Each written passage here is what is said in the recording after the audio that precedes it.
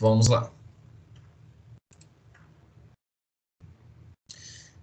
Pessoal, então veja, sobre a teoria do crime. Primeiro, noções gerais, tá? Eu já falei para vocês sobre o que é a infração penal, né? O que é infração penal, já falei para vocês dos conceitos, tá? O conceito de crime sobre o enfoque formal, sobre o enfoque material e o conceito analítico.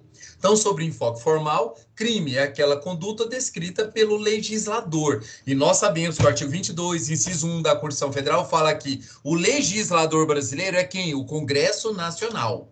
Ele é o único que pode criar crimes no Brasil, tá bom? Então, o que é crime pelo enfoque formal? É a conduta humana descrita como crime pelo legislador brasileiro. Isso é um crime pelo enfoque formal. E pelo enfoque material, o conceito material? Crime é aquele ataque ao bem jurídico tutelado pelo direito penal, ok? E o conceito analítico? Crime é um fato típico, antijurídico e culpável, tá? Então, é a teoria tripartite que é adotada. Eu tenho várias teorias. Eu tenho bipartite, tripartite, quadripartite, até pentapartite na doutrina. Numa boa doutrina, vocês vão estudar sobre tudo isso. Mas eu já trago para vocês o que é aceito. O que é aceito é a tripartite, que o conceito analítico, o crime é um fato típico, ilícito e culpável. Ok? Pois bem, agora, sobre o sistema da infração penal, nós adotamos o sistema dualista, tá? Ou também chamado de teoria dualista, ou do sistema binário, ou do sistema, ou da teoria bipartite, tá? Em que nós fazemos aquela diferenciação. Crime e delito são sinônimos que são diferentes de contravenção, tá? Então lembre, pessoal, lá no meu canal do YouTube tem uma aula que eu faço só essa diferenciação de crime e delito e contravenção, tá? E aí a gente aborda tudo isso aqui, essas diferenças, quanto à pena privativa de liberdade, ação penal, tentativa. Então, assim, eu não vou perder o nosso tempo com uma aula que já está gravada, tá bom? E para vocês, pessoal, alunos novos, eu peço a vocês que entram. O meu canal é Professor Kênio Rezende. E tá lá essa aula sobre essa diferença de crime e contravenção. Como nós temos muita coisa para trabalhar, eu vou pedir para vocês que vocês vão lá e assistam essa aula. Se tiver dúvida, pode mandar no WhatsApp para mim, ou na aula que vem a gente tira dúvida em sala de aula, tá bom? Só para que vocês se lembrem desses conceitos iniciais. Agora, pessoal, toda vez que nós falamos em crime, a gente sempre lembra do quê? De um acusado e de uma vítima. Tá? Então, toda vez que nós falamos de crime, nós vamos lembrar que existe um acusado e existe uma vítima. E em direito penal, nós damos o nome de... O criminoso, ele recebe o nome de sujeito ativo. Quem é o sujeito ativo do crime? É o criminoso, mas a depender do momento em que ele pratica o crime, ele pode receber o nome de indiciado, ou investigado, indiciado, denunciado, acusado, sentenciado, réu, tá? Ele recebe esse monte de nomenclatura a depender do momento do processo, tá? Mas assim, inicialmente falando sobre a teoria do crime, nós temos que lembrar que existe o sujeito ativo e o sujeito passivo. O sujeito ativo do crime é o criminoso e o sujeito passivo do crime é a vítima, é a pessoa que sofreu com aquela ação, tá bom? Pois bem, agora, o sujeito ativo do crime. Pessoal, no Brasil, o sujeito ativo, ele pode ser tanto a pessoa física quanto a pessoa jurídica, tá? Então, o sujeito ativo do crime é a pessoa física.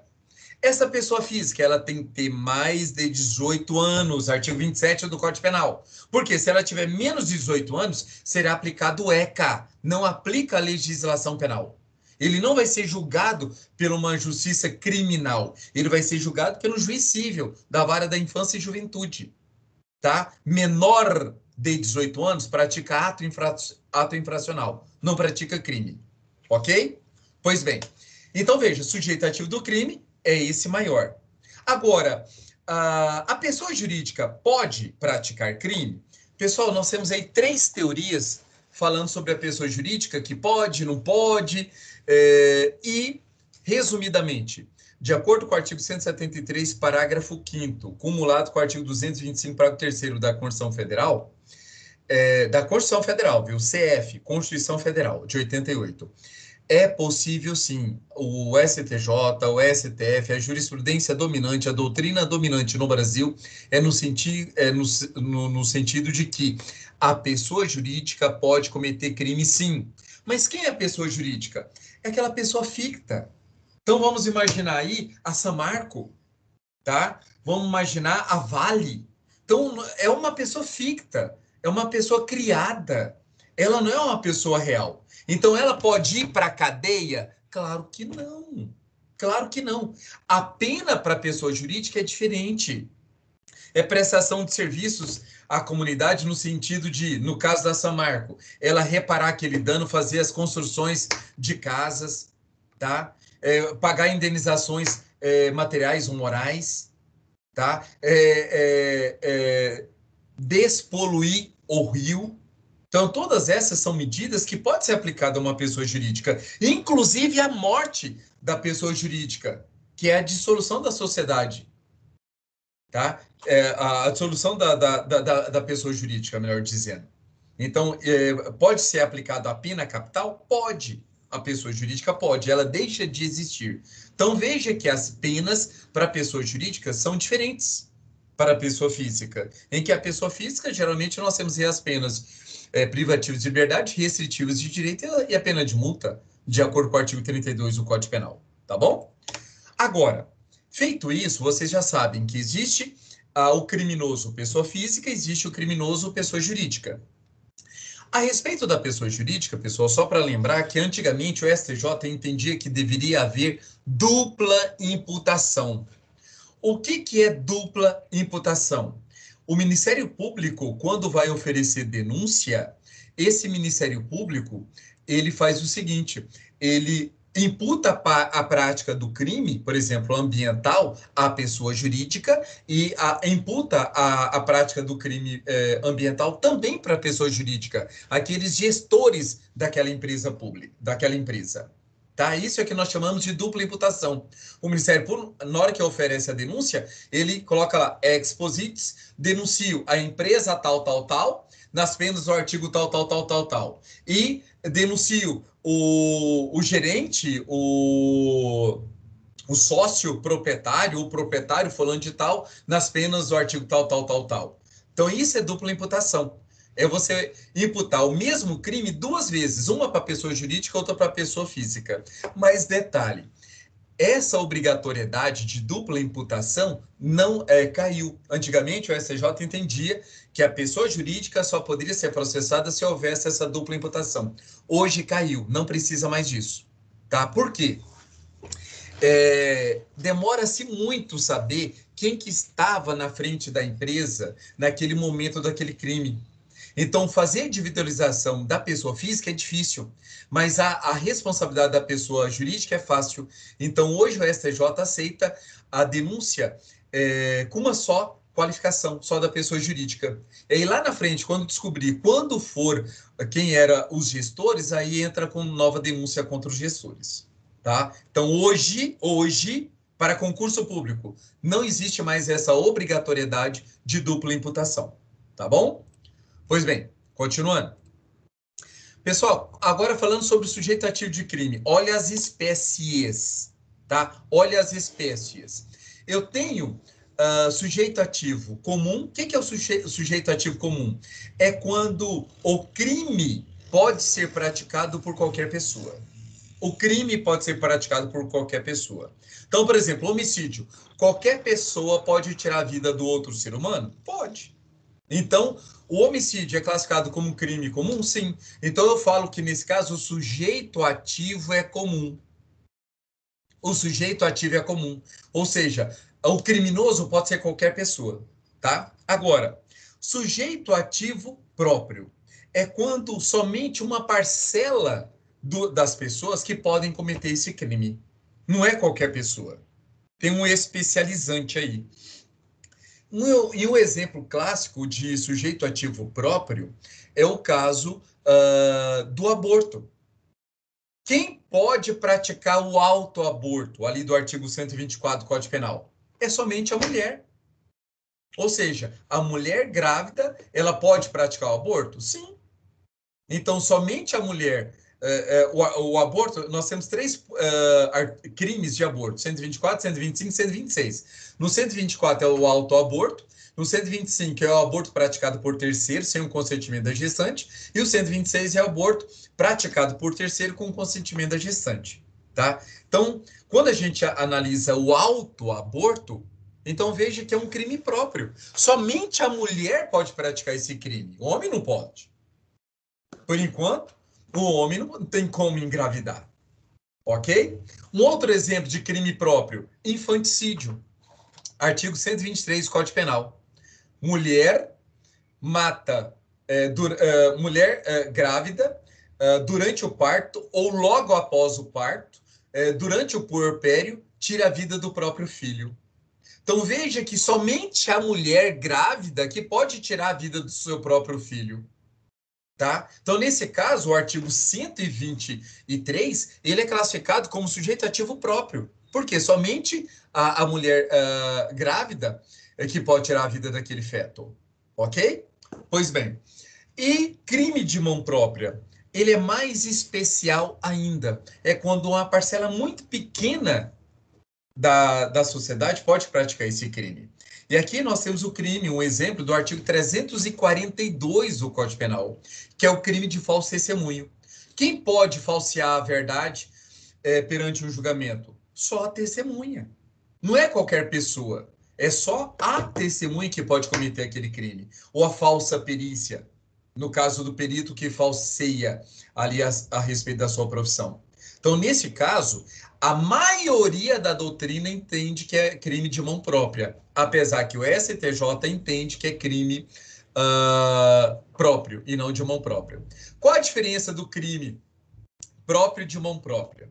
O crime comum qualquer pessoa pode cometer, o crime próprio somente uma parcela pode cometer, e o crime próprio, pessoal, ele admite coautoria, ou seja, ele admite um comparsa praticando o crime junto com ele. Exemplo, crime de peculato, quando o funcionário público tira dinheiro do poder público.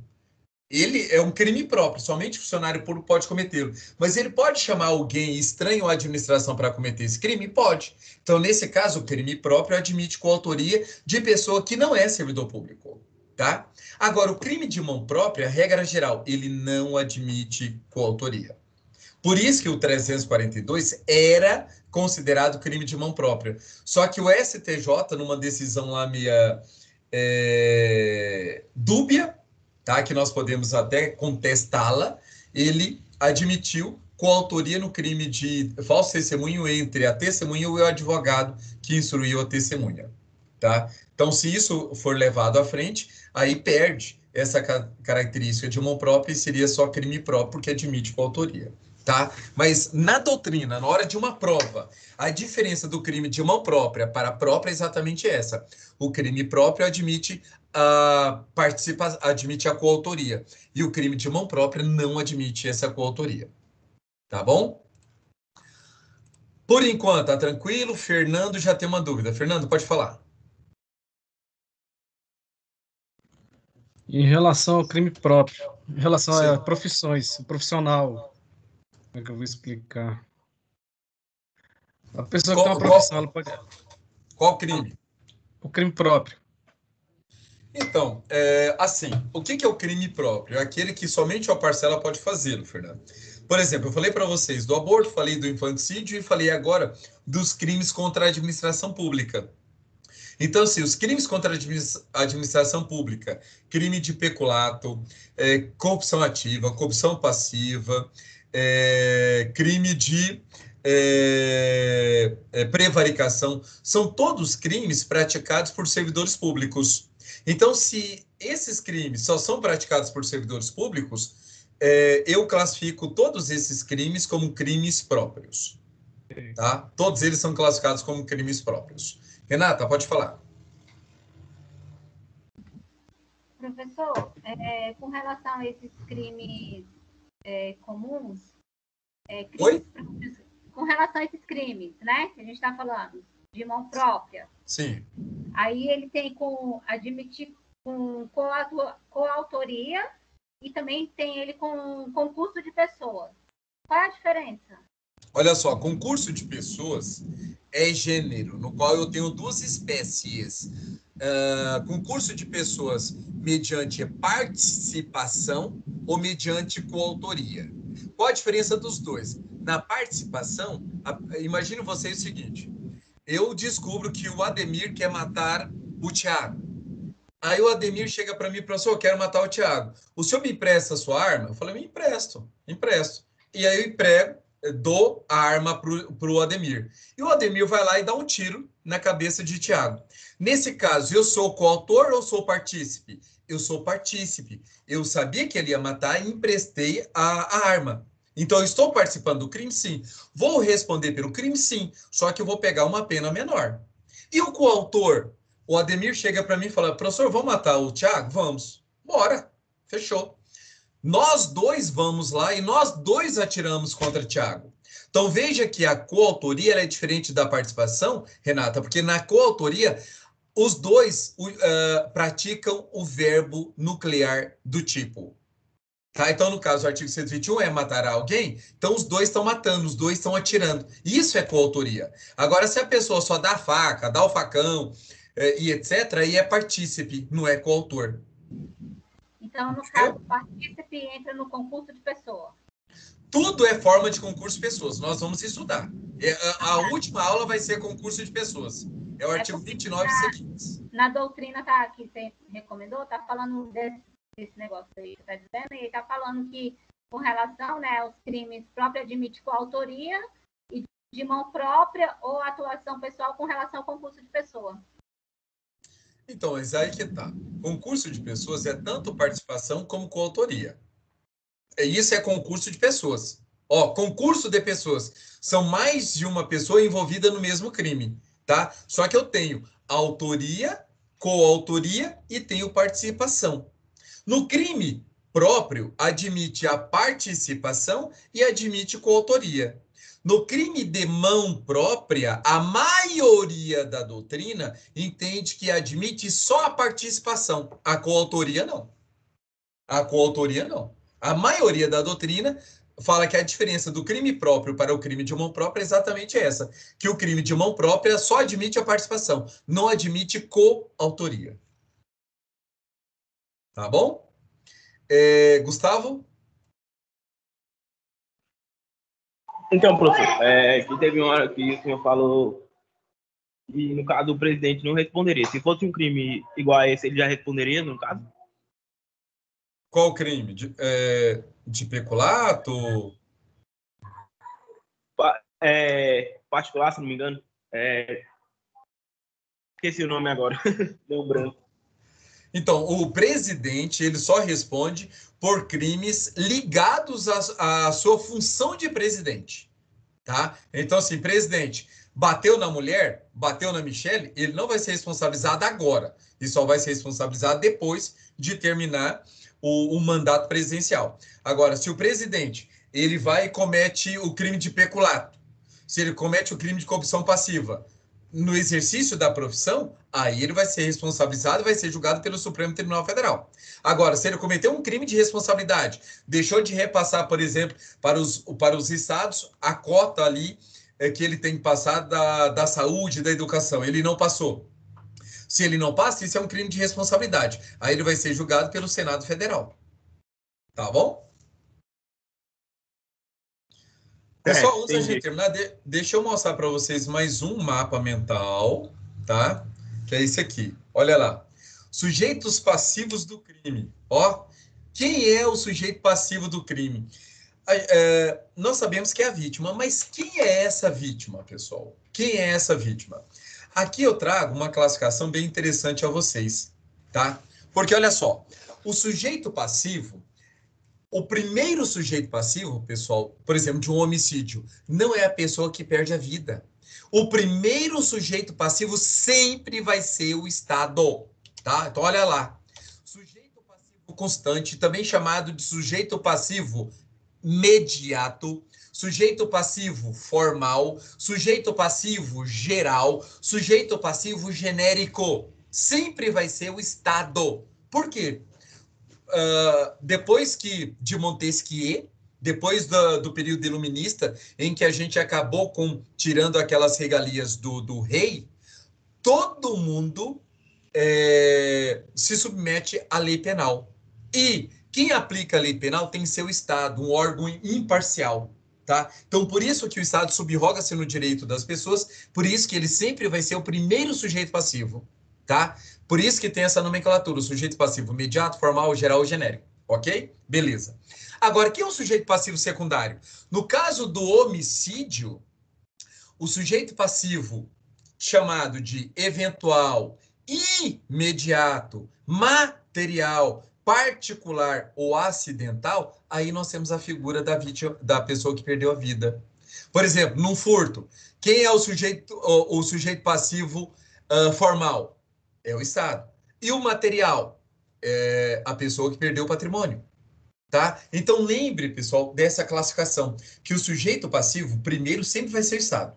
Tá? E em segundo, vai ser a pessoa que perdeu aquele bem, a pessoa que perdeu a vida, a pessoa que teve a sua incolumidade física ali lesionada. Agora, existem crimes que não têm sujeito passivo eventual.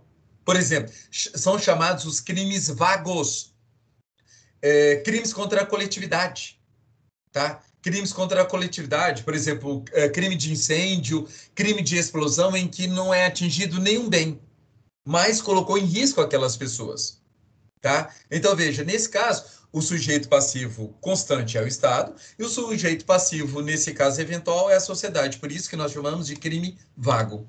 Sujeito passivo comum. Qualquer pessoa pode ser sujeito passivo daquele crime. Exemplo, homicídio, furto, roubo. Na verdade, hoje, né, só pode ser sujeito passivo de furto e de roubo quem tem patrimônio, né? Mas vamos lá. Sujeito passivo próprio é quando na cabeça do artigo, no caput do artigo, no preceito primário da lei penal incriminadora, prevê ali a figura da vítima. Tá? Então, imagine, no caso do infanticídio, matar o próprio filho durante o parto ou logo após, durante o período puerperal. Então, veja, matar o próprio filho. Então, veja que a vítima é o filho. Então, nesse caso, o artigo 123, o filho é considerado o quê? Ele é considerado sujeito passivo próprio. No caso do artigo 123, pessoal, nós podemos até usar a seguinte classificação. Crime bipróprio, tá? Vocês vão encontrar muito isso na doutrina. Crime bipróprio. Por que é um crime bipróprio? Ele é próprio tanto a respeito do sujeito ativo, como ele é próprio quanto ao sujeito passivo. Eu vou encontrar crimes próprios só em relação ao sujeito ativo e eu vou encontrar crimes próprios só em relação ao sujeito passivo. Só que eu também encontro crimes próprios, tanto em relação do sujeito ativo como passivo. Tá? Olha o exemplo aí do sujeito passivo próprio. Feminicídio. Só pode ser vítima de feminicídio mulher se estiver naquele conceito de violência doméstica e familiar contra a mulher. Tá? Então, lembre dessas classificações que cai muito em prova. Agora, a maioria dos crimes, eles são classificados como crimes bicomuns. São classificados como crimes bicomuns, ou seja, qualquer pessoa pode ser sujeito ativo do crime, como qualquer pessoa pode ser sujeito passivo do crime. Agora, olha aí, Ranieri, você que gosta de concurso, já cai muito essas expressões. O que é um crime de dupla subjetividade passiva? O que é um crime de dupla subjetividade passiva? Olha que legal, pessoal. Vamos imaginar no nosso contexto agora, o que é um crime de dupla subjetividade passiva? Olha o tanto que é legal o direito penal, e vamos trazer o direito penal para o nosso cotidiano, para a nossa vida. Tá? O exemplo antigo que dava era exatamente o quê? A pessoa mandava uma carta para outra, e chegava naquela casa, uma outra pessoa pegava aquela carta e abria a carta. Ou seja, houve a devassa tanto do conteúdo quanto ao remetente como ao destinatário. Então, isso é dupla subjetividade passiva. Agora, no nosso contexto, hoje ninguém manda carta, mas manda o quê? Nude. Olha que absurdo. As pessoas hoje mandam nude. Então, imagine vocês, se uma pessoa, usando o celular, manda uma foto dela, manda um depoimento, não precisa nem ser nude, mas manda um depoimento, manda alguma coisa para alguém, tá? No WhatsApp daquela pessoa, tá? Então, imagine aí vocês, manda para uma pessoa e algum parente daquela pessoa vai e abre o WhatsApp e abre aquilo ali. Pessoal, isso é um crime de dupla subjetividade passiva, tá? Então, mulheres que gostam de olhar os celulares dos seus maridos, vocês não podem. Isso é violação. Isso é violação de correspondência, Jesus. Tá? Então, homens, da mesma forma, vocês não podem fiscalizar o celular das suas esposas. Por quê? Qualquer conteúdo que alguém envia para ela, isso é uma correspondência dela. Se você devassa sem autorização, aí você vai falar, ó, acabei de cometer o quê? Ó, crime de dupla subjetividade passiva. Eu infringi o direito da minha esposa, porque ela que recebeu aquela mensagem, e também da outra pessoa que enviou para ela. Tá? Por quê? Porque você teve acesso ao celular sem exatamente a autorização de quem tinha direito. Ok? Aí, ó. É assim que a gente estuda direito, pessoal, e a gente não esquece. Quando você chegar numa prova e falar, nossa, o que é um crime de dupla subjetividade passiva? Olha o tanto que é simples. Simples, simples, simples. Só você lembrar do seu celular. Tá bom? Pessoal, só para a gente terminar aqui sobre o sujeito passivo. O morto, ele é sujeito passivo? Não, não existe essa possibilidade. O morto, ele não é sujeito de direitos. Existe a calúnia contra os mortos, mas nesse caso, quem é o sujeito passivo aí eventual, imediato, material, particular, ocidental, é a família do morto, porque morto não é sujeito passivo. Animal é sujeito passivo? Também não é. Animal não é sujeito passivo, tá? Animal não é sujeito de direitos, pelo menos perante o direito penal, tá? O animal, ele pode ser propriedade de alguém. Então, se ele é furtado, quem vai ser vítima vai ser o dono daquele animal. Ou se o animal é da natureza, aí vai ser um crime contra o meio ambiente. Aí a vítima, nesse caso aí eventual, vai ser a sociedade, ok? E por último, pode o homem ser ao mesmo tempo sujeito ativo e passivo de crime? Pessoal, regra geral, não, tá? A maioria da doutrina fala que não existe essa possibilidade, tá? Por exemplo, no caso da autoquíria, do suicídio, em que lá pune é a pessoa que auxilia, instiga, induz alguém a cometer o suicídio, tá? Porque a autoquíria, a pessoa que quer suicidar, isso não é crime. Não é crime, tá? Agora, tem muita gente que lesiona a perna para receber dinheiro do seguro.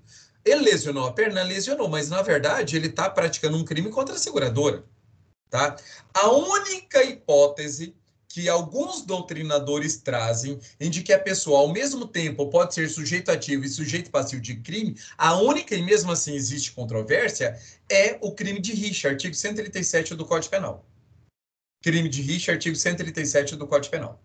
É o único caso em que alguns doutrinadores entendem que aplica esse entendimento. Tá bom? Certinho? Alguma dúvida? Não? Ai, que ótimo.